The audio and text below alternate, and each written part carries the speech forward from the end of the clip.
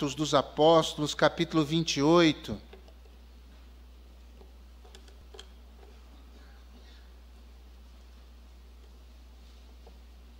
Atos dos Apóstolos, capítulo 28, eu quero ler o versículo 2.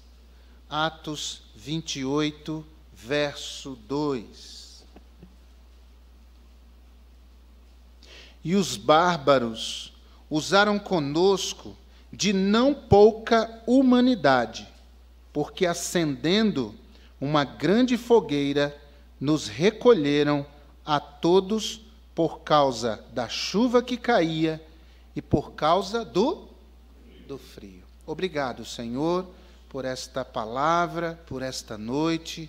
Há um povo teu reunido aqui, buscando a tua face, e eu sei que o Senhor é fiel para, meu Deus, suprir necessidades nossas, necessidades profundas nesta noite. E eu peço que o Senhor faça isso para o teu louvor e glória, e em nome de Jesus, amém.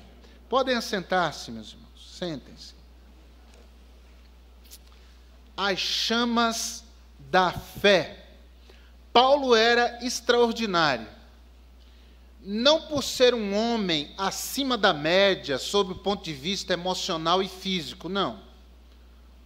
Paulo era um homem como nós. Neste mesmo capítulo, Lucas vai registrar que chega um momento no meio da tempestade que eles acreditam que vão morrer.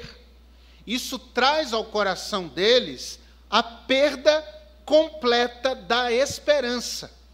O apóstolo Paulo era homem de Deus, porém era homem. Não esqueça que Paulo só era homem de Deus porque Deus é Deus apesar do homem.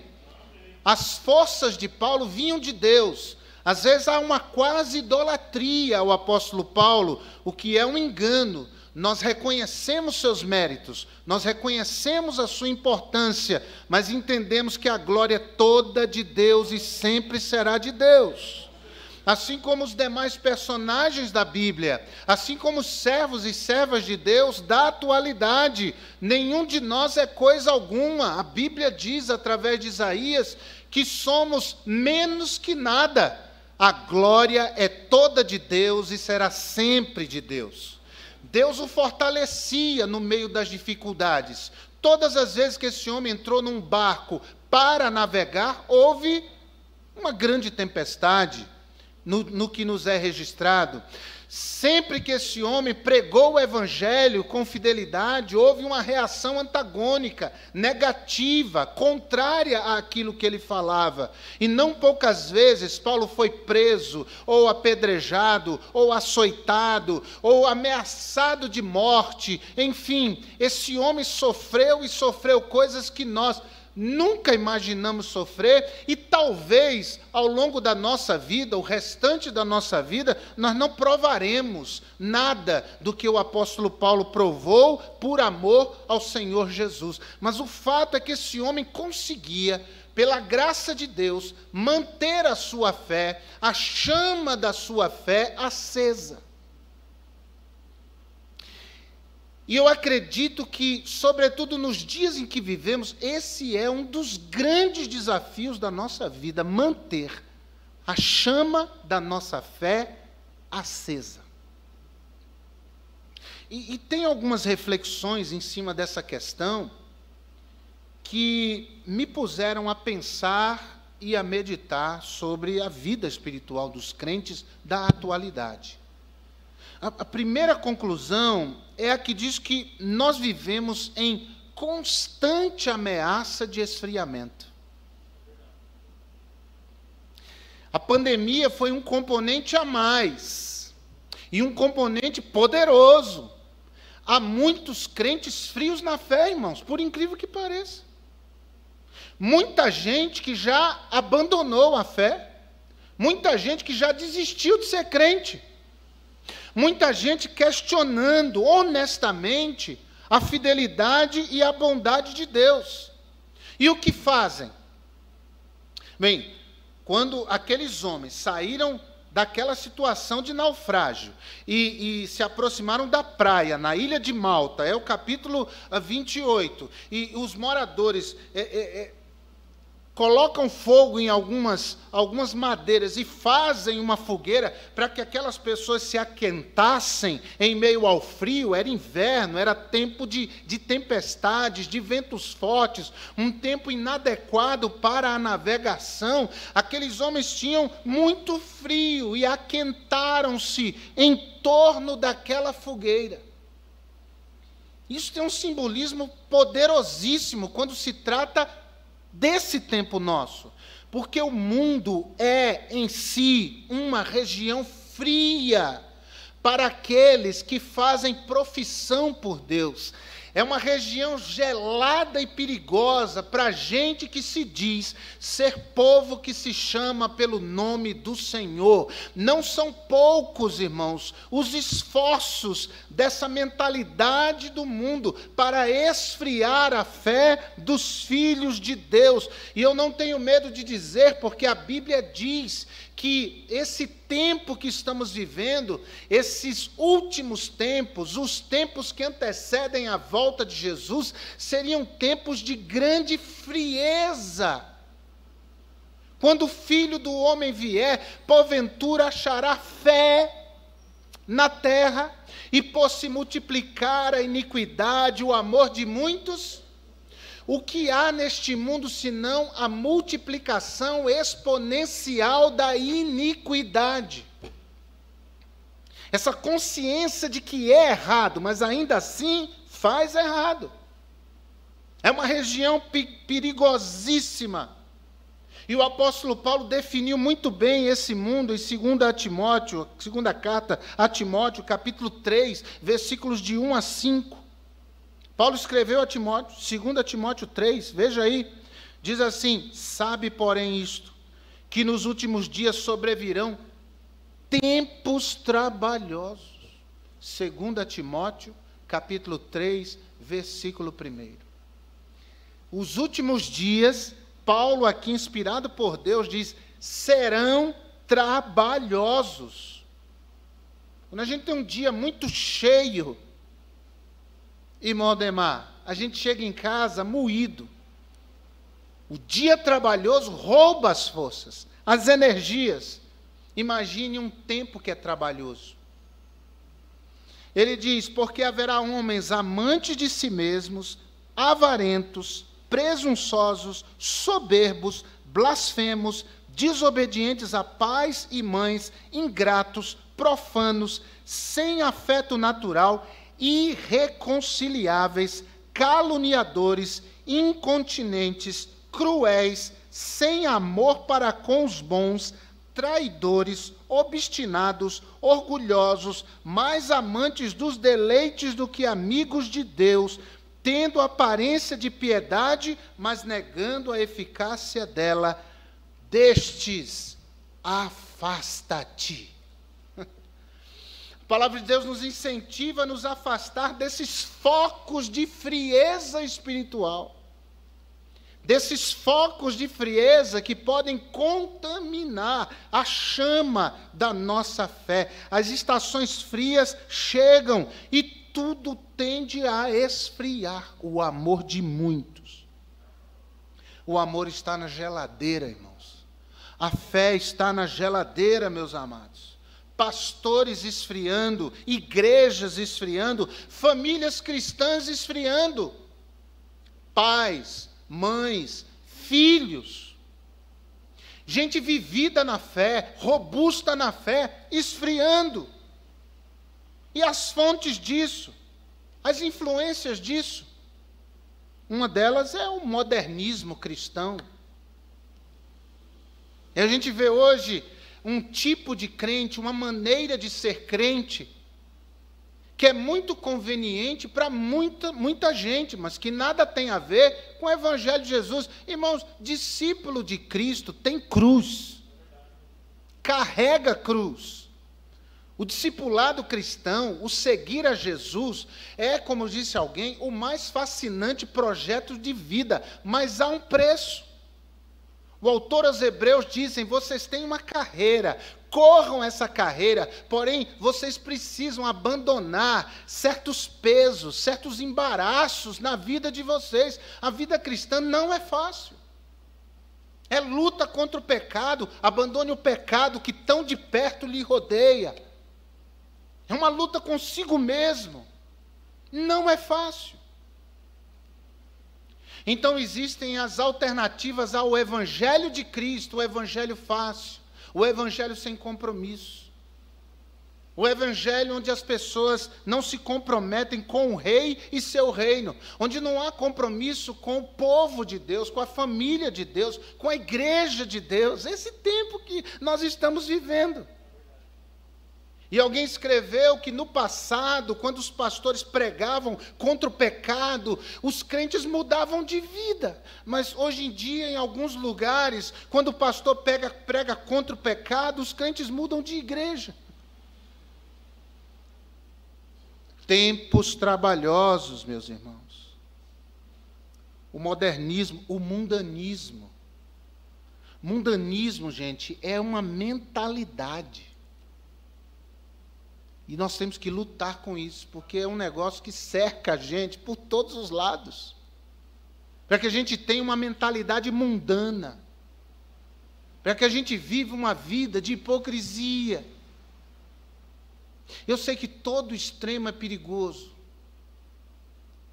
Eu me lembro de uma época onde mulheres de determinadas denominações não podiam cortar o cabelo, tinha um cabelo enorme, não podia passar batom, que era vaidade. Os cuidados com a higiene pessoal não havia, porque tudo isso era vaidade. Graças a Deus, a mente abriu. Porque aquilo que não é doutrina, gente, pelo amor de Deus, a gente precisa ter cuidado. E não era doutrina não cortar o cabelo, não usar batom, não usar brinco, não poder jogar futebol, não poder usar uma bermuda. Tanto isso não era doutrina da palavra de Deus que mudaram, e graças a Deus que mudaram. Todo extremo é perigosíssimo. A gente tem que ter muito cuidado com isso. Mas, por outro lado, existe algo que os gregos chamavam de antinominismo. O que é isso? Eles diziam basicamente que não havia regra, não havia limite, que vale tudo, e não vale tudo. Nosso Deus impõe limites. Nós temos que andar nos limites da santidade, nós temos que andar nos limites da vontade de Deus. A gente tem que lutar com isso. Os dias são maus e eles degladiam, lutam contra a chama da nossa fé. Cuidado para ela não apagar. Bem, nós vivemos em constante ameaça de esfriamento, mas graças a Deus, em segundo lugar, há meios para o aquecimento. A nossa chama pode se tornar ainda maior. E quais são os meios? 2 fundamentais. A própria palavra de Deus, que aquece os nossos corações. Lembram da passagem de Jesus com os 2 discípulos de Emaús, indo para Emaús? Eles estão atônitos, preocupados, seu Senhor morreu, os discípulos se afugentaram, fugiram, estão com medo de morrer, eles estão voltando para casa desanimados, cabisbaixos, com a sensação de decepção para com Jesus. E Jesus os intercepta, mas eles não sabem que é Jesus. E eles começam a conversar. E eles contam o que aconteceu naquela sexta-feira. Eles ainda estão assustados. E Jesus começa a falar com eles a palavra de Deus. Começa por Moisés, vai passando por todos os profetas e expondo a palavra de Deus a eles. Jesus disse: errais, não conhecendo as Escrituras. Bem, Jesus entra com eles na casa, é dado a ele a oportunidade de partir o pão, ele parte o pão, os olhos são abertos, parece que escamas caem dos seus olhos, eles enxergam, é Jesus, é o nosso mestre, é o Salvador ressuscitado. E Jesus, a Bíblia diz, desaparece da frente deles. Desaparece mesmo. Tchum. Não é, tchau gente, abriu a porta e foi embora. Desapareceu.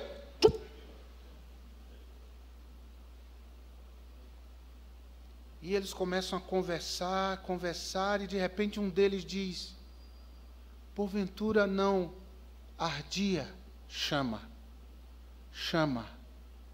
não ardia o nosso coração quando pelo caminho nos falava a Escritura.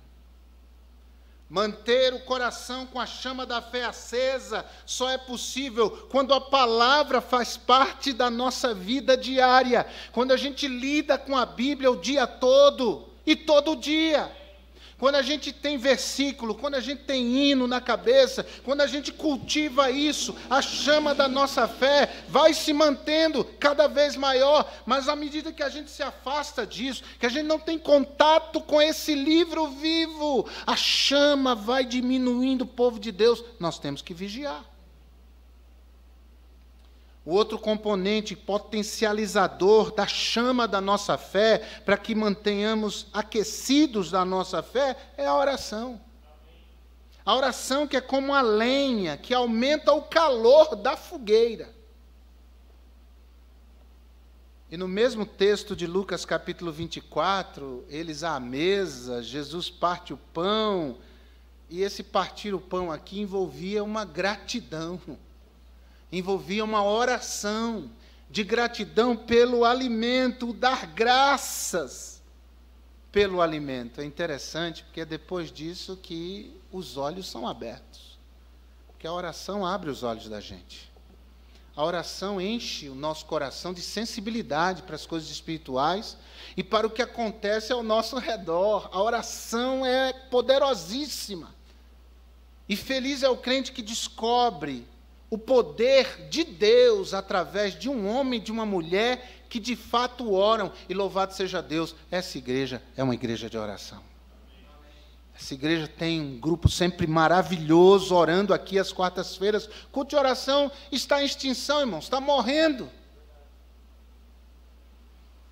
Mas nós vamos manter a chama da fé dessa igreja acesa, se nós continuarmos orando.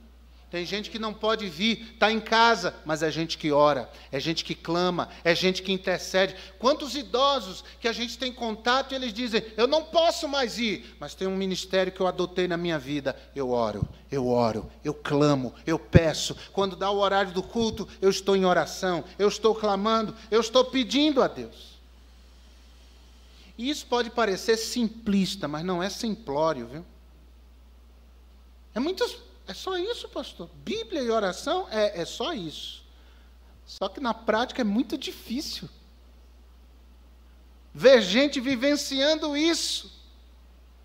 O contato todo dia e o dia todo com a palavra, na mente, meditando, pensando, conversando, lendo.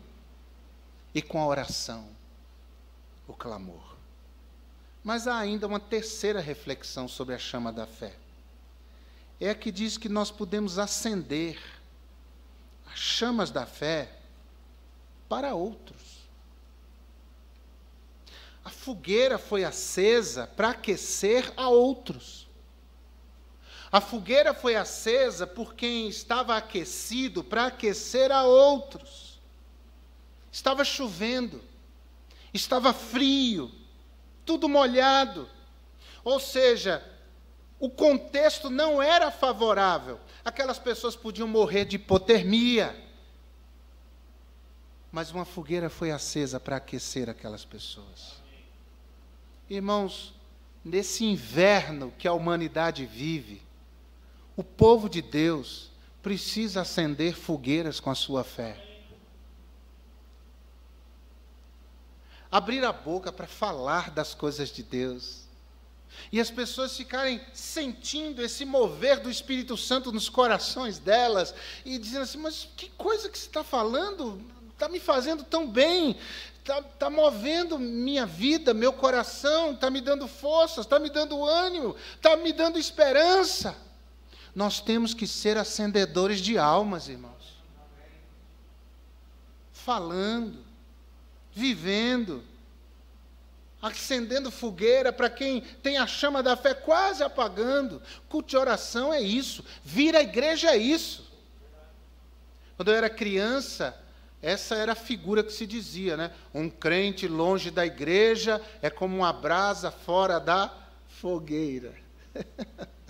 A sabedoria dos nossos pais. A sabedoria dos nossos pais. Eles tinham razão, é isso mesmo. Longe da fogueira, a brasa vai perdendo seu brilho, seu calor, vai apagando, vai apagando. Primeiro a gente vai sentindo um descontentamento, depois a gente vai sentindo um desconforto, depois a gente vai sentindo aquela falta de vontade para com as coisas espirituais, e a gente vai largando, vai largando, vai largando, e daqui a pouco a gente apaga, morre.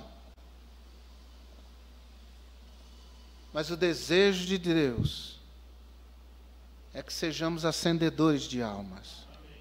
É que nós mantenhamos a chama da nossa fé acesa e possamos compartilhar o calor da nossa chama com aqueles que estão com frio.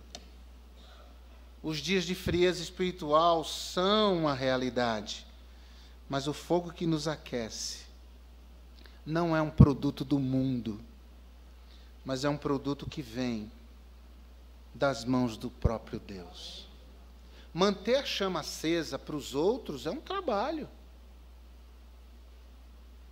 Quem acendeu fogueira aqui já sabe disso. Os acampamentos, então, você taca fogo naquela lenha, mas tem que ter já um monte de lenha do lado, para você ir alimentando o fogo. A oração. Alimentando o fogo com a palavra.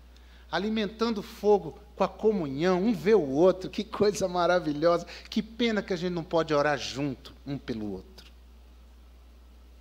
Essa é uma das maneiras que mais a chama fica viva.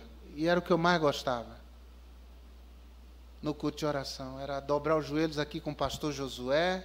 Ultimamente, nos últimos anos, era com ele aqui. Mas em anos anteriores, puxava um irmão para orar junto.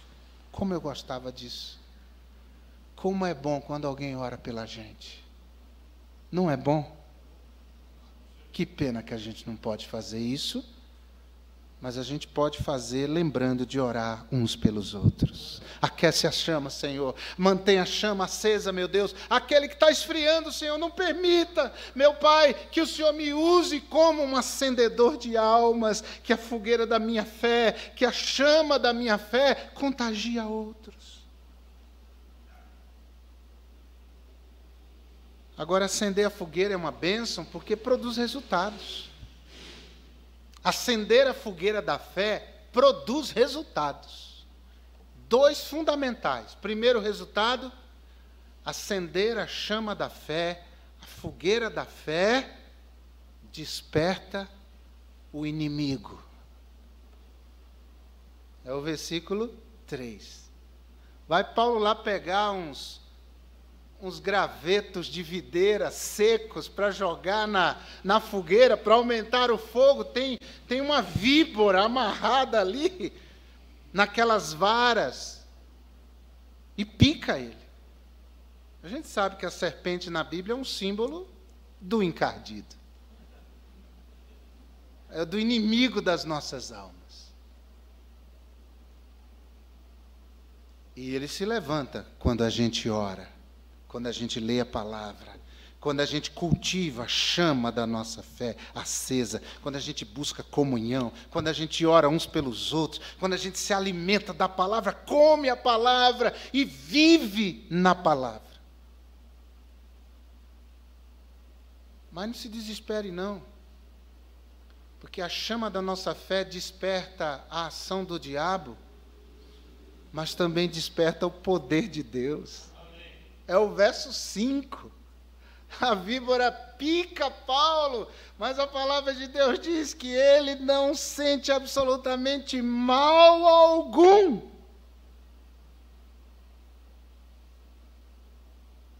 Porque toda ação do diabo é destruída pelo poder de Deus. O diabo nunca será vencedor. Nunca será. Nunca, nunca, nunca será. Jesus será sempre vencedor. E nós com Cristo. Mas em todas estas coisas, vamos dizer juntos, somos mais que vencedores por aquele que nos amou, e esse é o nosso Senhor e Salvador Jesus Cristo. A chama desperta a ação do diabo, porque ele quer destruir isso. Ele quer frieza. Mas ela também desperta o poder de Deus, que nos acude, que nos socorre, que nos sustenta, que nos fortalece. Então vamos manter, irmãos, a chama da nossa fé acesa. Vamos manter. Ore, apesar dos ventos contrários, clame, busque na palavra, cresça nisso, organize grupo de estudo, incentive a leitura bíblica nos grupos aí que nós temos da igreja, mande versículo para os irmãos mandam para mim bom dia com versículo bíblico, eu respondo a todos, porque isso ajuda um a manter a fé, a chama da fé, o ânimo do outro em alta. E que seja assim para a glória do nosso Deus. Amém, irmãos? Nós não vamos permitir que o gelo do mundo abafe as chamas da nossa fé. Vamos orar? Curva sua cabeça, feche os seus olhos, em nome de Jesus. Tem alguém aqui hoje à noite, diz: pastor, olha essa palavra hoje, ela veio para mim. E eu gostaria de ser lembrado em oração. Preciso de oração. Eu preciso de alguém jogando um graveto na chama da minha fé hoje. Alguém me ajudando a aquecer. Deus abençoe, Deus abençoe. Amém, amém, amém. Quantas mãos, amém. Glória a Deus, amém. Louvado seja o Senhor, amém. Deus te abençoe. Se você veio buscar alimento para a chama da sua fé, aqui você em Deus encontra isso. Agora, alguém aqui, porventura, ainda não é um crente em Jesus Cristo. Ainda não entregou a Cristo a sua vida, o seu coração. Mas hoje à noite, você diz: eu entendi que Cristo me ama e eu quero entregar minha vida a Ele como meu Salvador. Faça um sinal em nome de Jesus. Eu não sou um crente em Jesus Cristo ainda, mas eu quero entregar minha vida a Jesus como meu Senhor, como meu Salvador. Alguém assim? Alguém assim? Vamos ficar em pé. Vamos louvar o Senhor através